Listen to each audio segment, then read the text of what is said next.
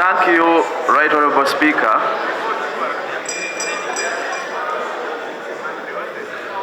Right Honourable Speaker and colleagues.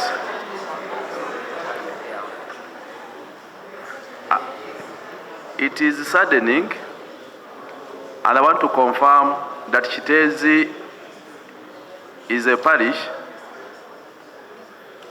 under Kasangati Town Council, the constituency being Kyadondo East. The affected villages of Lusanja, Kiteetika, and Masoli parish existed way back. Actually, by the time the landfill was commissioned or gazetted in 1996, Kiteezi and Lusanja existed, and the people had their own land.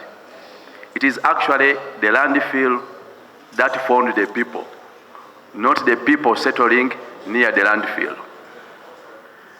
Right Honourable Speaker and colleagues, it is saddening, just as we joined the Parliament, this particular Parliament. In September 2021, I petitioned the Parliament and government on this floor and informed the House and government of the worsening state and condition of the landfill. Actually, a few days after, I went to the landfill with the State Minister for Kampala and the Deputy Executive Director for Kampala. Water flooding from the landfill had taken away people's houses. Part of our demands was for KCCA to station standby engineers on site so that they could avert the flooding, maintain the landfill, and regularly caution or alert the neighbors in the event of any risk. Unfortunately, on Saturday, with no alert, with no proof of a standby KCCA engineer or technical person, it is reported and narrated by the witnesses, not even as reported by the media. The witnesses are reporting that it was a blast that blew up the sand and garbage in the air with smoke and then came down covering people's houses. That's the narrative from the residents. They even continue to allege that for months they saw Chinese contractors installing pipes in the heap of garbage, because there were two heaps. There's a new heap and the old heap. Now the old heap is the one where the Chinese installed alleged pipes. And when the locals questioned, these Chinese briefed them, according to the narrative from the village, the locals, that they are extracting gas. KCCA must come out open. What were the Chinese doing? We don't want to imagine and assume that it was a mere slide by the landfill. There are more likelihood that it was either an accident or an intentional mistake or negligence by either the Chinese or even KCCA. And even if it was the contractors, it was in full knowledge of KCCA. No one has mentioned that, not even in the Prime Minister's statement. Equally, when this tragedy happened, Right Honourable Speaker and colleagues, I beg for your indulgence because I'm the area MP, and I'm sorry for taking long, much as all of you have issues to add. Colleagues, when this tragedy befell, it is the locals who did the first and initial rescue, using hands, hose, and pangas. We provided them with equally gloves. And every person reported to have been retrieved alive was actually retrieved by the locals, not government, not KCCA, not even police. When police came, they came with hundreds of servicemen, some in uniform, some ununiformed. By the time I arrived, I was there with the Minister for Disaster. The police themselves and some of their servicemen in plain clothes tried even to stop me from accessing Of course, they had prior knowledge that for us, we wanted to find out what were the Chinese doing. We wanted to dig out and identify the positions that had been reported by the locals.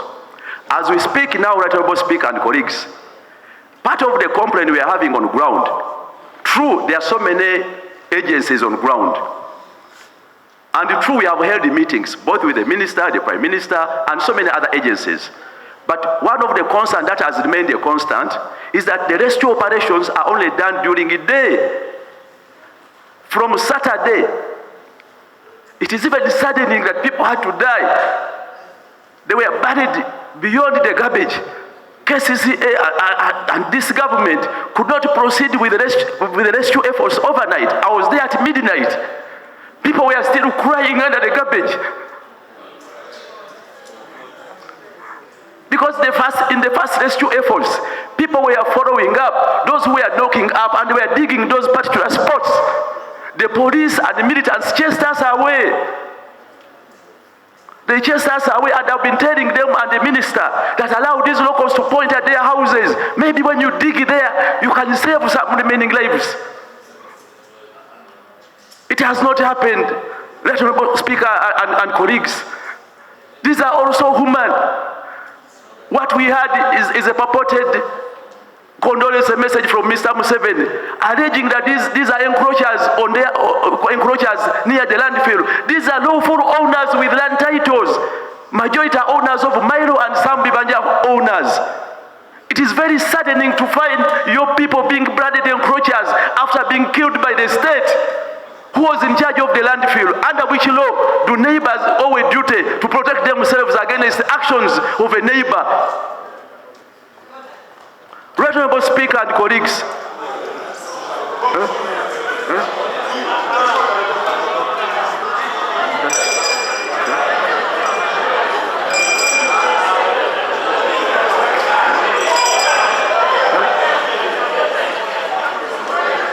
Order, honorable colleagues. Let the area member of parliament. I know emotions can run high on some of these situations, but let's listen. Honorable, you can try to conclude. Right Honorable Speaker and colleagues, our immediate prayer is for government to initiate rescue efforts day and night, because these are lives. We don't want to say we have lost all the hope, much as our hope has reduced. But at least rescue efforts can go on day and night. On Saturday, the minister was there, and Kiteezi and other agencies. They promised to commence rescue efforts overnight and pray to offer light. I heard the Prime Minister, the minister thanking Kiteezi. They brought trucks for lights.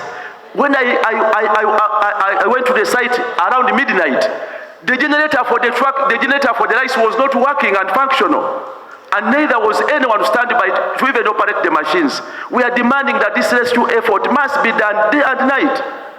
Equally, for a number of our people who were injured during this crisis, we heard of condolences and support of 200, now 1 million. In this country, where can you get medication with a lost wound? Where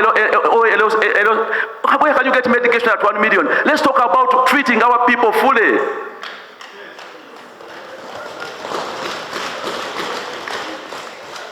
Equally, when it comes to resettlement, it is true. There are some few houses which are closer to the landfill, and indeed they are at risk.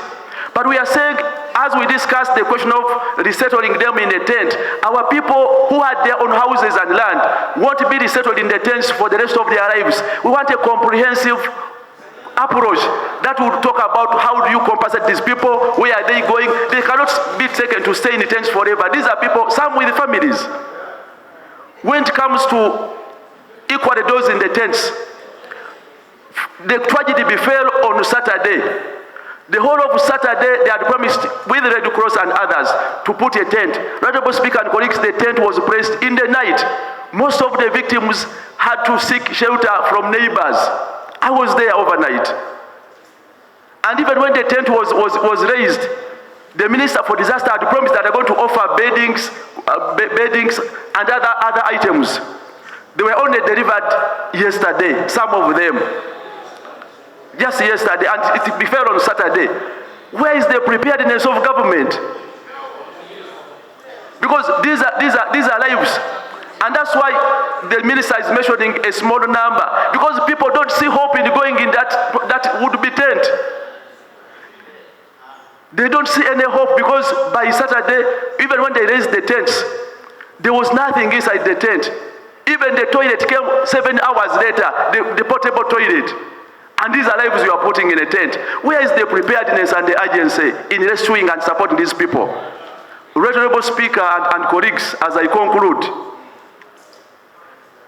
when it comes to the rescue efforts, part of the concerns of the locals is the security organs brought in their own people in plain clothes who they are working with. Those same people working with security blocked the rightful residents, including myself as the area MP initially, until it had to be the intervention of the minister and the IGP. And we are telling them we are the people who know.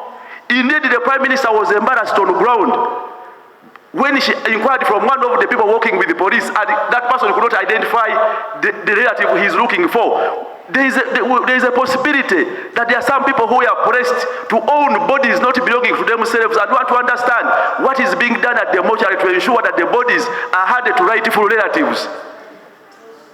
Because there's a likelihood, and the same, and even those who are right, I interacted with one of the family which claimed that they were being charged to retrieve their body from the city mortuary. I brought it to the attention of the Minister for Kampala and the Prime Minister on the ground. We need a clear position and commitment that these people are going to be supported, compensated, and get their bodies for free. It is KCCA responsibility and government. Government must come out open and own up this saga and make a promise to compensate and fully compensate these people. As I conclude, Right Honorable Speaker and colleagues, and I will conclude this time. We are very sad. We are very sad as people of Kyadondo East. We are very sad as the people of Kiteezi and Lusanja. But I want to bring to your attention, Right Honorable Speaker and colleagues, that a number of these victims are from your areas. Actually, when I was on ground overnight, I saw a family of 20 stranded outside, covering themselves, and I got interested and inquired.